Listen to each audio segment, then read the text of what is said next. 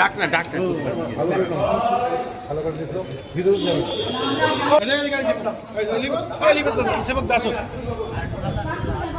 আরে একটা বাইক করো দিদি, আসো না সামনে আসো।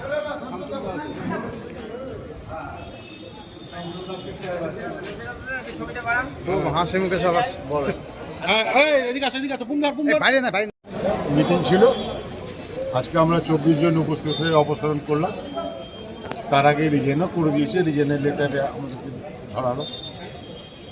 অ্যাপ্রল অপসারিত হয়ে গেল সভাধিপতি এবং সহকারী। চিঠি ইস্যু করেছে, আমরা ওই চিঠি পেয়েছি। আমরা 12টার সময় আমাদের তলবি সভা ছিল, সেই মোতাবেক আমরা তলবি সভাও করেছি। তলবি সভার যে প্রক্রিয়া সেটা কি হয়েছে? এখানে অ্যাডমিনিস্ট্রেশনে কে ছিল বা তারা কি বললেন? ডিআরডিসি থেকে এসেছিলেন, উনি অফিসার ছিলেন, ডিএম অফিসার ছিলেন। বললো কি অ্যাকসেপ্টেড, আপনাদের কথাটা অ্যাকসেপ্টেড, আর ওনারা রিজাইন করেছেন সেটাও অ্যাকসেপ্টেড। আজকে আপনারা কজন ছিলেন? 24 কারা? এরা কি তৃণমূলের? তৃণমূল কংগ্রেস, 5 জন কংগ্রেসের কাছে সমর্থন দিয়েছিল, ওনারা সমর্থন করেছিল। কংগ্রেসের সঙ্গে কি আপনাদের কোনো কথা হয়েছিল এটা নিয়ে? এই অনুষ্ঠানটা নিয়ে আমরা বোর্ডটা ভাঙতে সভাধিপতির বিরুদ্ধে অনাস্থা নিয়ে এসেছি, কারণ ওনার যা সিদ্ধান্তের বিরুদ্ধে আমরা রুখে দাঁড়িয়েছি। উনি মালদা জেলা পরিষদকে 10 বছর পিছিয়ে দিয়েছে কাজকর্মের দিকে। কে? লিপিকা বর্মন সভাধিপতি, এক সভাপতি। আপনাদেরই সভাধিপতি ছিলেন? এক সভাধিপতি আমাদের ছিলেন, তো আমরা জেলা পরিষদের সভাধিপতি, জেলা পরিষদের তো না আপনার দলে? এক সভাধিপতি। আপনার দলে? এবং তাকে সরানোর সিদ্ধান্ত নিয়েছিলাম, সর্বসম্মতিক্রমে সিদ্ধান্ত। মেজরিটি মেম্বার সেটা আমাদের দিকে সমর্থন করেছে। এটাও সত্যি নয়, পরবর্তী স্টেপ তাহলে কি হবে? নেক্সট ওনারা প্রেসিডিং অফিসার বললেন আজ থেকে 16 তারিখ থেকে 1 মাসের মধ্যে আমরা নেক্সট তলবি সভা ডেকে সভাধিপতি নির্বাচন, সহকারী সভাধিপতি নির্বাচনের দিন ঘোষণা করা হবে। আপনাদের চিঠি দিয়ে এখন কে চালাবে ভোটটা? স্ট্যান্ড খুব ক্লিয়ার।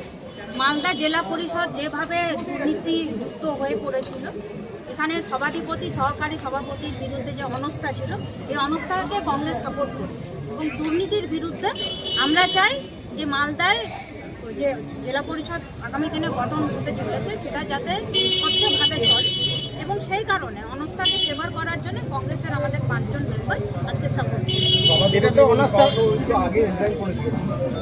না আগে রিজাইন করেছিলেন, কিন্তু অ্যাজ পার হাইকোর্ট অর্ডার আজকে 17 তারিখে অনাস্থা হওয়ার কথা ছিল। ওনারা রিজাইন করেছিলেন, তার মিন টাইম কারণ ওনারা বুঝতে পেরেছে যে ওনাদের কাছে নাম্বারস নেই, মেজরিটি নেই। মেজরিটি অলরেডি আমাদের কাছে আমাদের সঙ্গে হয়ে গেছিলো, 24টা মেম্বার আমাদের সঙ্গে অলরেডি হয়ে গেছিলো। সেই কারণে হয়তো ওনারা রিজাইন করেছেন।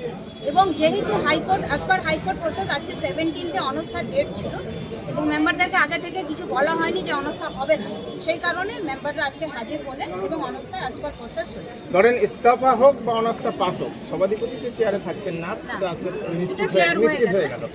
পরবর্তীতে যে নতুন সভাধিপতি হবে সেক্ষেত্রে আপনাদের কি ভূমিকা? এটা দেখুন, আমাদের দলের পক্ষ থেকে আমাদের লিডারশিপ আলোচনা করবে অ্যাজ পার প্রসেস। মালদাতে জেলা পরিষদে ইতিমধ্যে সভাধিপতি এবং সহসভাধিপতি রেজিগনেশন দিয়েছে, সকলে আমরা জানি। এবং আজকে কংগ্রেস এবং তৃণমূল কংগ্রেসের আরেক পক্ষ অনাস্থা করছে সেই সভাধিপতির বিরুদ্ধে। যারা দায়িত্বে ছিলেন সভাধিপতি তারা ব্যাপকভাবে দুর্নীতি করেছেন, এবং যারা টাকার ভাগ পায়নি তারা এখন সোচ্চার হয়েছে যে আমরা ক্ষমতায় আসব, সভাধিপতি গঠন করে আবার টাকা দুর্নীতি করব। পশ্চিমবঙ্গ সরকারের টাকা, সাধারণ মানুষের ট্যাক্সের টাকা এইভাবে লুটপাট করা যাবে না। তাই যারা এখানে দুর্নীতি করে গেছে তারা ছাড় পাবে না, তার পূর্ণ তদন্ত হবে। এবং যারা ভাবছে আমরা এসে ক্ষমতায় দুর্নীতি করব তারা মূর্খের স্বর্গরাজ্যে বাস করছে।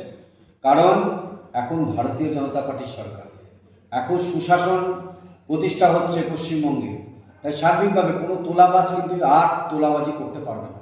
যারা তোলাবাজি করেছে তারা জেলের মধ্যে যাবে, এবং যারা ভাবছেন যে তোলাবাজি করব আবার সভাধিপতি গঠন করে, তারা মূর্খের স্বর্গরাজ্যে বাস করছেন, তারা শুধরে যাবে। কারণ কোনো তোলাবাজ ছাড় পাবে না এই ভারতীয় জনতা পার্টির সরকার। প্রথম কথা হচ্ছে যে জেলা পরিষদের গঠনের বিষয় আলাদা, আর ভারতীয় জনতা পার্টি রাজনৈতিক দলে আসা আলাদা বিষয়। ভারতীয় জনতা পার্টিতে কে আসবে আর কে আসবে না সেটা আমাদের রাজ্য নেতৃত্ব, আমাদের কেন্দ্রীয় নেতৃত্ব রয়েছেন। তবে এটুকু বিশ্বাস রাখবেন, যারা দুর্নীতির সঙ্গে যুক্ত কেউ এই দলে আসতে পারবে না।